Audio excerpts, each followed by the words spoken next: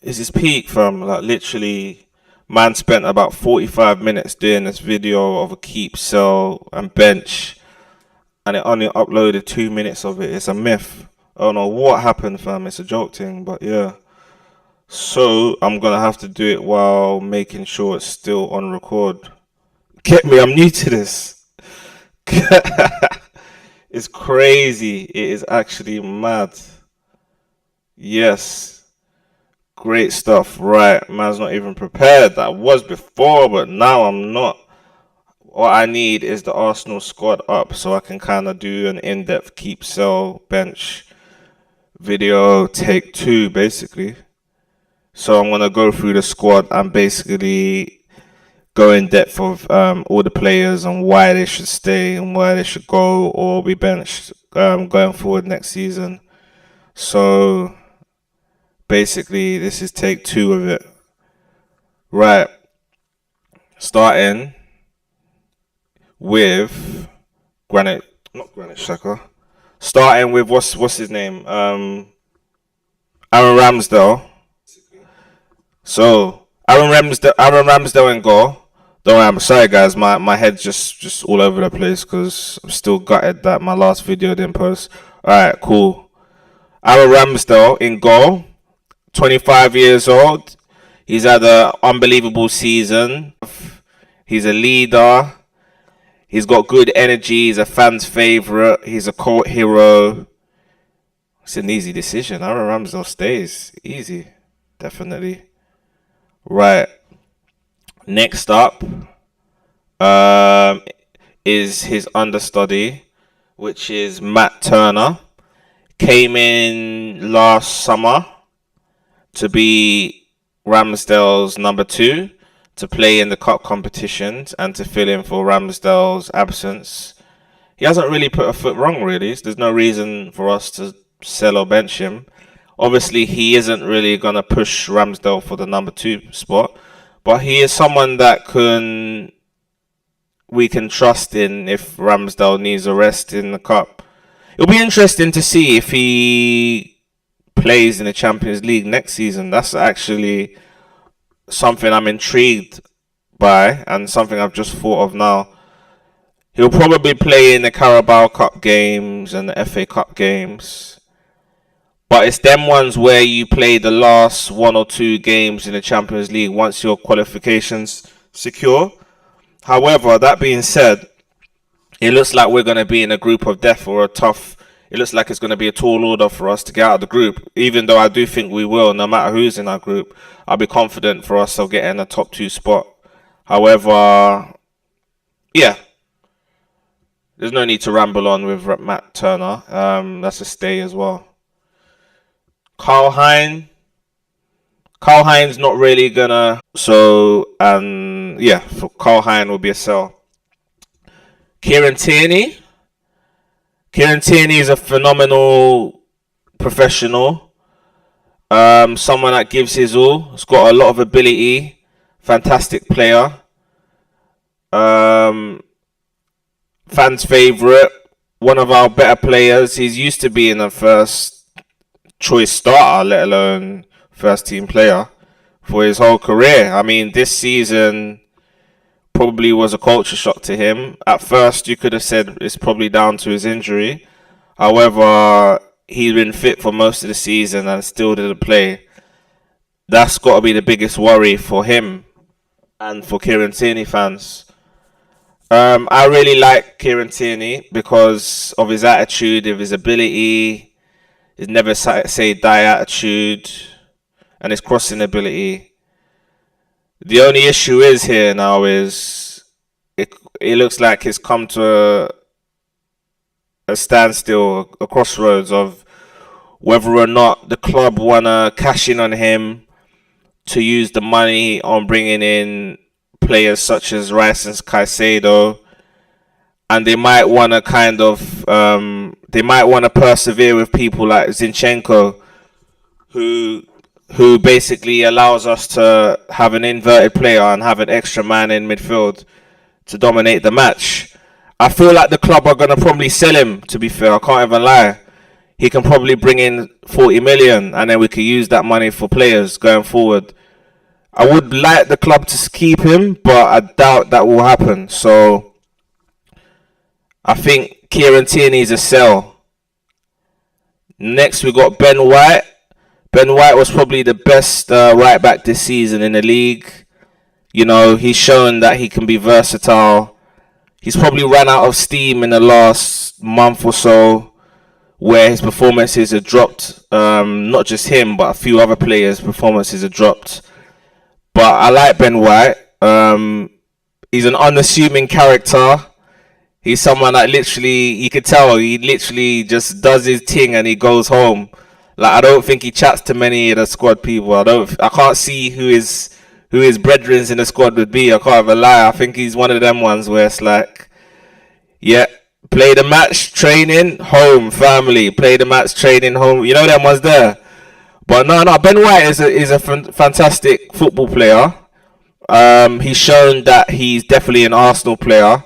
When he came in, a lot of people turned their nose at that 50 million. They were like, yo, you're paying 50 mil for Ben White. What's going on there? No, but he's definitely shown that he's more than good enough to be an Arsenal player. However, I feel like right back is a position where we can strengthen going forward. And I would like us to get another right back and put Ben White back in as a centre back, because I don't think he is a natural fullback. Although he does dovetail really well with Saka and he's got a good kind of understanding with him. So obviously Ben White's easy. That's a keep, definitely. Gabriel Magalhaes, he's someone that I feel has suffered the most with Saliba being injured. Because I feel like them two as a centre-back pairing, for me personally, I think that's the best centre-back pairing in the league, and was up until Saliba's injury. However, since Saliba came out and Holding came in and Kyrgios came in, you see mistakes start to creep in, because I feel like the whole system had to change, because with Saliba in there, you could press from the front, you could have a high line, because Saliba's got that speed and that strength and that power to be able to recover and pinch the ball and to come with the ball and to bring the ball out and to spray balls, to spray like, yo, that sounded mad still. No, to spray that long passes to people like Martinelli and Saka. Do you get what I'm saying? To open up the game. So Gabriel is someone that definitely stays, but I feel we can bring someone in to kind of push him, do you know? Push him, someone that can make him not feel comfortable and feel like, oh, if I play bad, I'm coming out the team. And I feel like I said just a minute ago, Ben White's probably that guy where he can come in as a centre-back to replace Gabriel if he loses form or injury. So yeah, he stays for sure. William Saliba, obviously he stays, but what I want to say about Saliba is someone that has absolutely revolutionized the team. He came in August and we haven't looked back since. He's already one of the best defenders in the league, and scarily I feel like he's got levels. He's got a high ceiling. He's someone that could become a real club legend depending on how long he stays. And I hope and pray that he signs that new contract. But obviously, his agent is probably holding out and kind of playing a chess match with the club.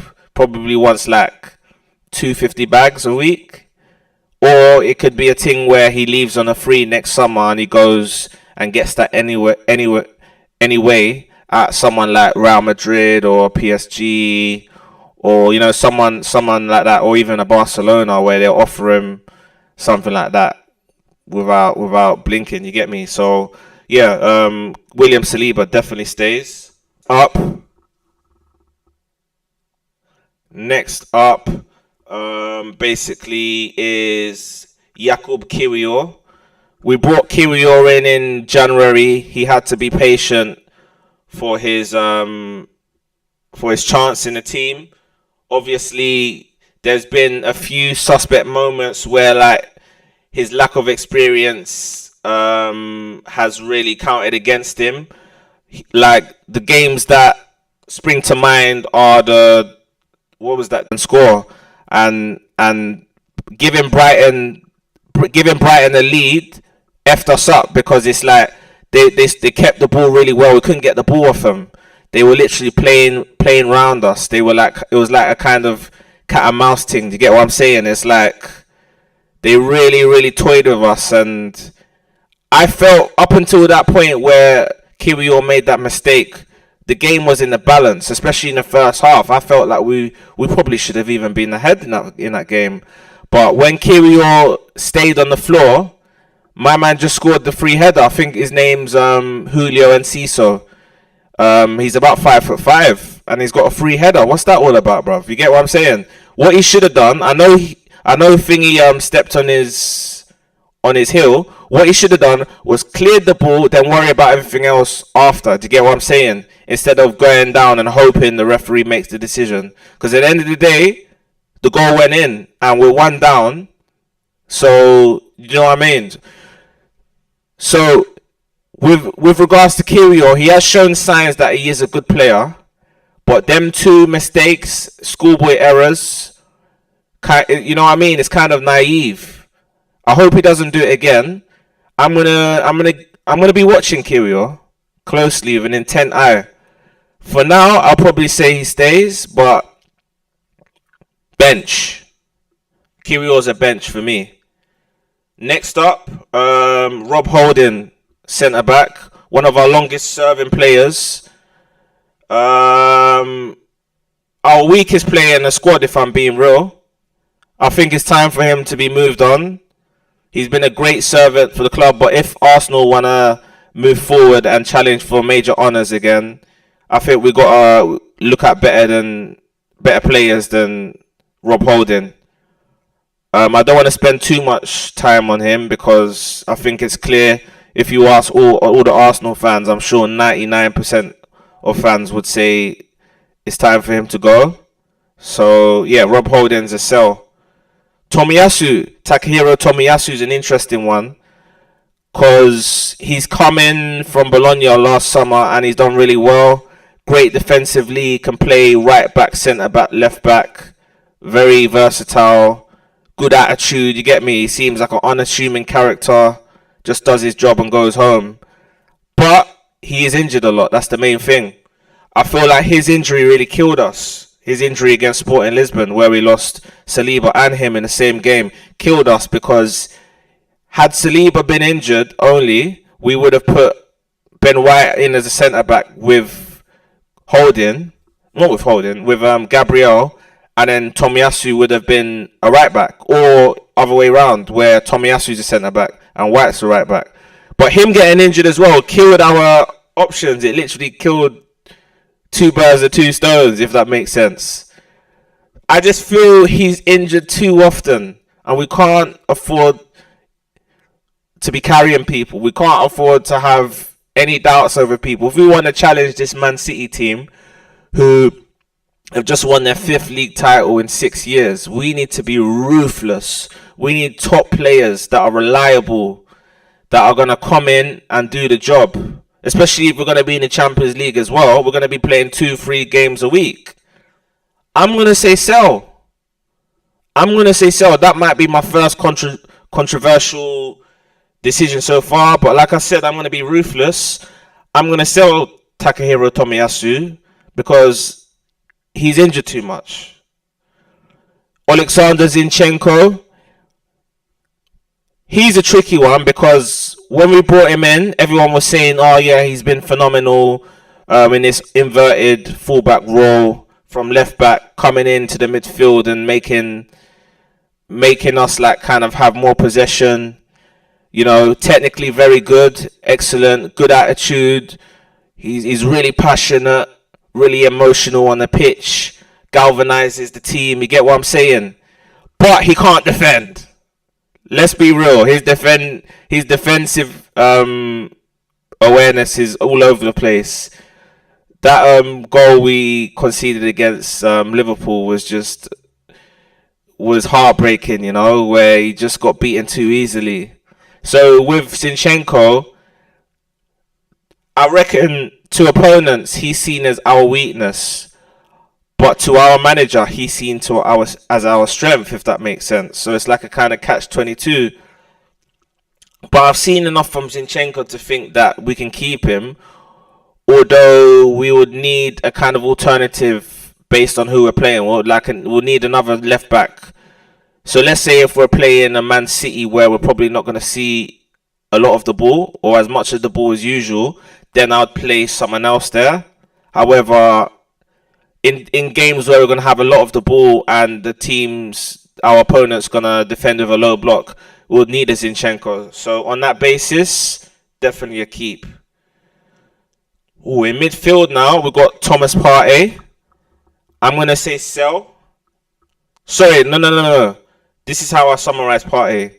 I'm going to say, on the basis that we sign both Rice and Caicedo, I would say sell Thomas Partey because he's going to be 30 and because of his injury, the fact that he's injury prone. He's 30 in like a couple of weeks in June. I'm going to say sell. I don't like the way his form's tailed off. That made me lose my trust in him, especially in the last month or so. So on the basis that we sign both Rice and Caicedo, I would sell Thomas Partey. On the basis that we buy one of them, whether it's a Rice or a Caicedo, then I would bench Thomas Partey. But either way, for me going forward now for Arsenal, he wouldn't be a first choice automatic starting player like he has been for the past 4 or 5 years. Definitely not. So it's either we sell him or we bench Thomas Partey. Next up, Bukayo Saka, easiest one of the lot. He stays. I feel like the contract offer has been signed for a while, and it's just a matter of time before the club announce it. But we need some. How can I say this? Going forward from Saka, the pressure is going to be there. He's going to have to accept that his new contract being whether it's 200 to 300 bags a week. I've been hearing it's 290. That with great power comes great responsibility in it. So you get me. So if you're getting that money, you got to produce week in, week out. We can't say you are a star boy and play well for 3/4 of the season and then you could just kind of tail off. We need to see performances from you week in, week out. You're the guy that we're going to look to bring us home these trophies. So at the end of the day, you know what I mean? You got to produce. The pressure's on. And I trust you I trust you to produce. Do you get what I'm saying? So Saka definitely stays 100%. Martin Odegaard, captain fantastic, definitely stays as well. He's been, for me, our player of the season. Some people might say Saka, some people might say White, some people might say Ramsdale, some people might say Martinelli. But for me, he's been our player of the season. He's second only to De Bruyne as the best midfielder in the league. What more can I say about Martin Odegaard other than he stays, and I trust him to be there next season and help us push for the title once again. Emile Smith-Rowe, a Hale End graduate, fantastic dribbler, top player, Arsenal fan, been at the club for 10-15 years. But there's no room for sentiment in football. All that counts for nothing. Especially if we want to move forward. Especially if we want to win the league. We need players that are going to make the first 11 stronger. And he hasn't even been getting in the first 11 for about the past 18 months. Why is that? Why isn't he been coming on? What am I missing? What's going on in training? Is he fit? Is he not fit? Is he falling out of the manager? Did the club want to cash in on him? What's going on?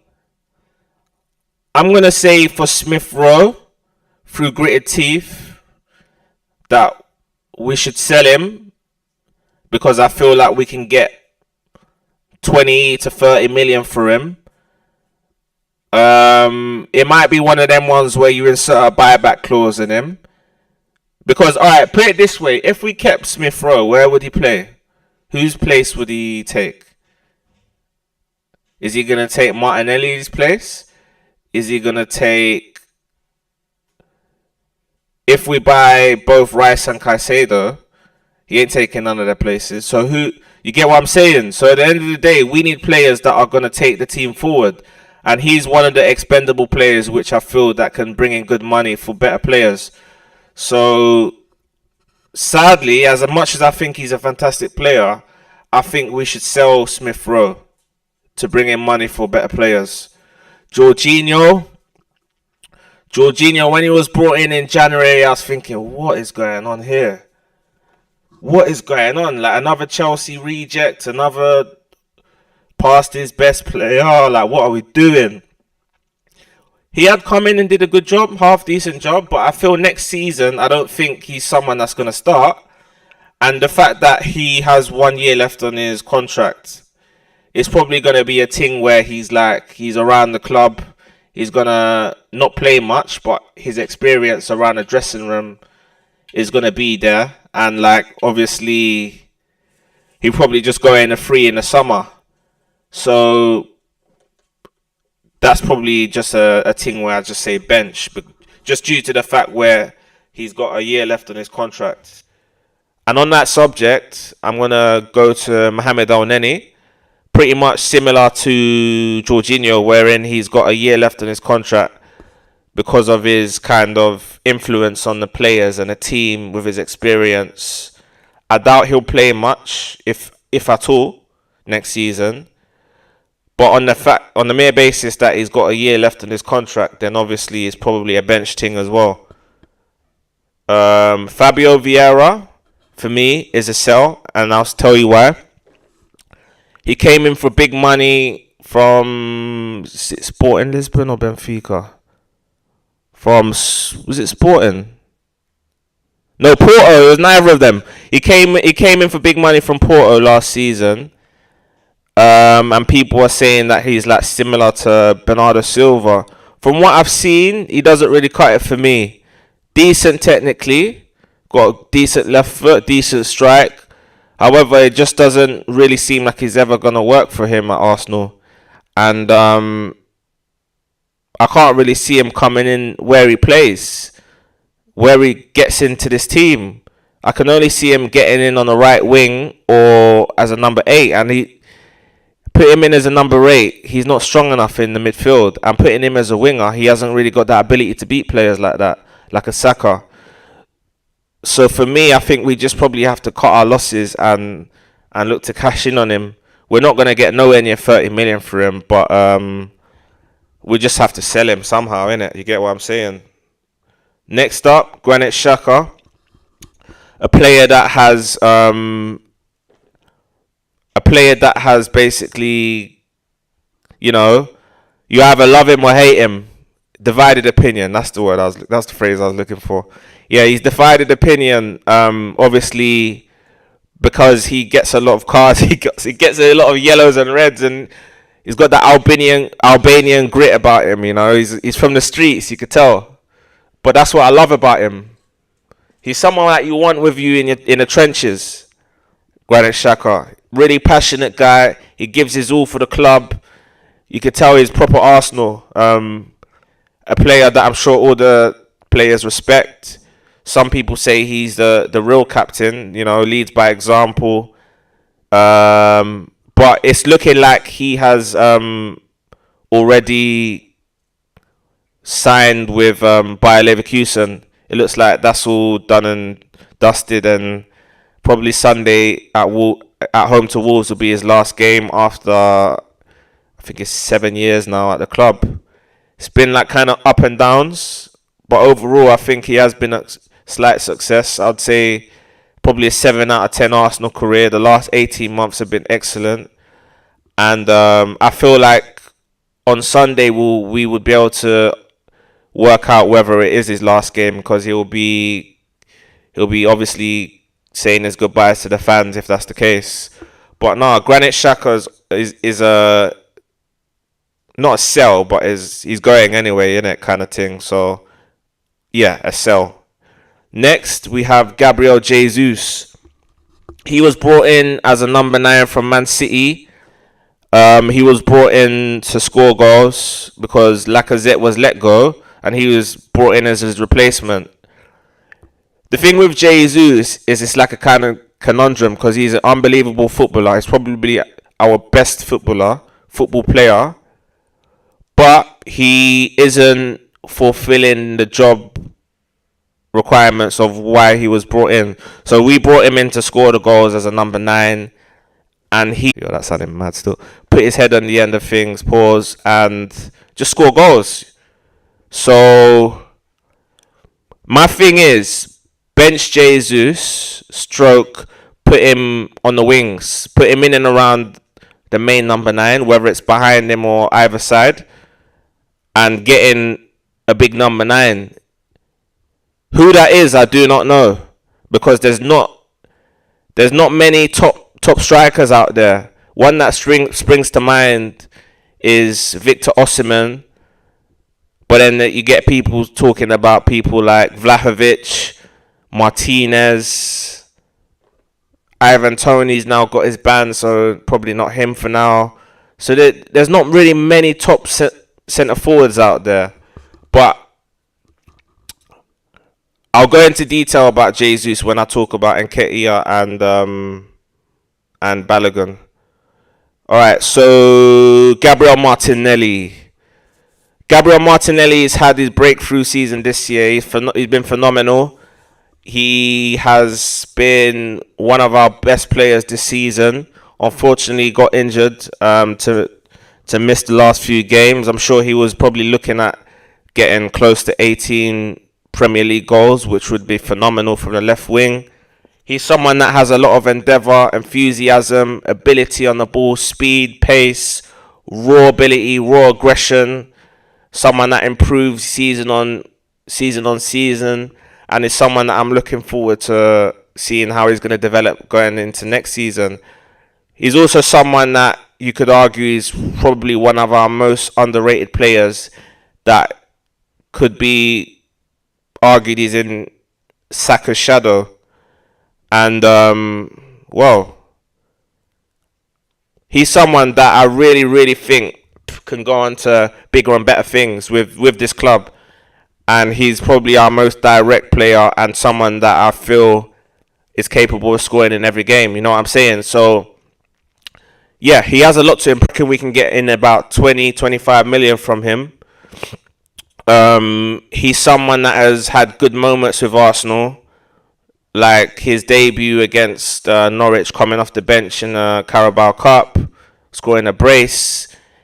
His brace against Chelsea at the end of last season, and also obviously he'll probably be remembered for is his goal, last minute winner against Man United in January, and also his unbelievable goal against West Ham in December. So he's come up with moments, but he's a player that has had opportunities to really kind of hold down the place in the first team, and he hasn't really scored enough goals to make me think, oh yeah, Jesus is like, oh, don't worry, Eddie's coming in, we'll be fine.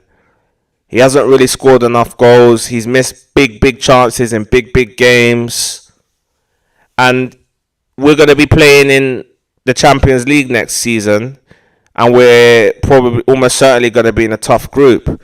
So we need to have top players, especially if we want to compete with Man City. You know what I'm saying? So it's like, I think Nketiah is a player that we could cash in on. So it's a sell for me. Next up, we have Leandro Trossard. Leandro Trossard came in and did really well. Had a great start to his Arsenal career. Came in and replaced Jesus in like January, February time. Got a lot of assists, got a couple goals. But I feel like of recent, I don't know whether it's because he's come out of the team, but his form has has tailed off a bit. He didn't really play well against Brighton last week. Didn't really play well against Nottingham Forest on Saturday. But 97th minute winner. He's got great technique, great dribbling ability. But I feel like similar with Nketiah, when he's had his opportunities to, doesn't really impress, go in a different direction in the summer going forward. He's rejected a few contract offers already, and I'm hearing that teams like Brighton, Aston Villa, Crystal Palace are in for him, and I feel like that would be a good move for him. I feel like he can get into their starting 11 and really begin to show that he is a Premier League player, just like people like Joe Willock and Alex Iwobi have shown, especially this season. So on that basis, even though his contract will be up in a few weeks, I would say sell. Alright, I'm going to be moving on to the players on loan. I'm not going to spend as much time on them because obviously a lot of them will be going. Alex Runarsson is a sell, obviously, for obvious reasons. Not the greatest keeper in the world. Arthur Okonkwo is an interesting one. I wouldn't say sell. I would say keep, loan him out to a championship second wild. He's really good going forward, but erratic defensively, and we can't have erratic players if we're going to be playing Champions League football this season. So that's a sell. Pablo Mari, I believe the deal with Mons has already been agreed, so that's sold. Ainsley Maitland-Niles has already announced he'll be leaving on a free. Austin Trusty, I don't know too much about. So I know he's an American fullback. So I would say loan out to probably a championship or a bottom half of the league, Premier League side. I want to go with Marquinhos. I'm going to say sell Marquinhos, although I don't think the club will sell him. I think they're going to give him some more time. I think they're going to loan him out to another club. Alright, with Marquinhos, he was on loan at Norwich. He needs another loan, whether it's someone like Norwich or whether it's someone like Southampton. I think Southampton are going to do well in the Championship next season, so he needs to go on loan at either a Premier League bottom half side or a Championship side looking to come in the Premier League next season. So like a Southampton. I don't think he'll get like a Leicester or a Leeds. Maybe get a Leeds, but yeah, that's a promotion chasing Championship side. I want to end with Balogun. So next up, we will go to Nicolas Pepe. Nicolas Pepe is one of our most talented players. However, it doesn't look like it's going to work out for him at Arsenal. He's our club record signing. But the fact that we're heavily linked with Moussa Diaby tells you his days at the club are numbered. I doubt we'll get anything close to 72 million for him. Probably won't even get half that. However, I think we should look to sell him for about 15 to 20 million. Albert Mboyo, Sambi Lokonga, someone that I would have wanted to do well for obvious reasons. My guy, obviously. But the question is, he's on loan at Crystal Palace, who are like a mid-table side. Is he getting into their team on a regular basis? We know the answer is no. So the next question is, if he's not getting into Crystal Palace's side, how is he going to get into Champions League Arsenal? A team that want to compete for the league title, which will probably be a minimum requirement next season. A team that will probably aim to get to the quarterfinals of the Champions League. A team that would want to do better than their poor showings in the Cups last season. Early eliminations from the Carabao Cup, from the FA Cup. So the Carabao Cup we lost to Brighton at home. The FA Cup we lost early to Man City away. And in Europa League we lost, I think, in the last 16 to Sporting Lisbon. So where does he fit in? I think it's clear that he probably needs to be sold, to be fair. Like I said in my title, I'm being ruthless. Okay, I'm going to end with Flo Balogun because this is the most interesting and most controversial and the most kind of thought-provoking decision of the lot, because he scored his 20th goal for Reims yesterday in the French league, which is no mean feat. I think he's the 4th or 5th top scorer in the league. So like people like Mbappe, Lacazette, Jonathan David are in the 20s, and then you got Balogun. So yeah, Balogun's an interesting one because the way I see it is it's one of either Eddie Nketiah and Flo Balogun. I feel like there's only space for one of those players. And then, if you caveat that with the fact that I already feel that Gabriel Jesus has to be the number 2 striker going into next season, because we need another striker, that now begs the question, is Flo Balogun going to accept being the 3rd choice striker? Or the 2nd? Because I have a feeling he even thinks he wants to start. So let's say we sold Eddie Nketiah and we were left with Flo Balogun and Gabriel Jesus. I don't think that's enough firepower. I think it has to be a thing where it's either Flo Balogun's the 3rd choice, or you class in Jesus as a winger and Balogun's the 2nd choice to a proper number 9, more experienced number 9, or you just cash in on one of Balogun and Nketiah, or you just cash in on both. But I know that sounds all mad confusing, but what I would do is I would, on the basis that we got another top striker, I would then have that striker and Jesus and Nketiah, because I know Balogun wouldn't accept being 3rd choice. However, on the basis that we keep, I've confused myself right now. Now, on the basis that we keep Balogun, you know what? It's all mad complicated. What I'll do is I'll sell Balogun to bring in money for better players for the squad, to improve the quality of the squad. I would sell Balogun and I would sell Nketiah. So I'd sell the both of them and then hopefully bring in another striker who would be competing with Gabriel Jesus. And yeah, so that was that. That's my Arsenal keep, sell and bench. I tried to be ruthless. It wasn't easy, but you get me. I managed to do it in the end.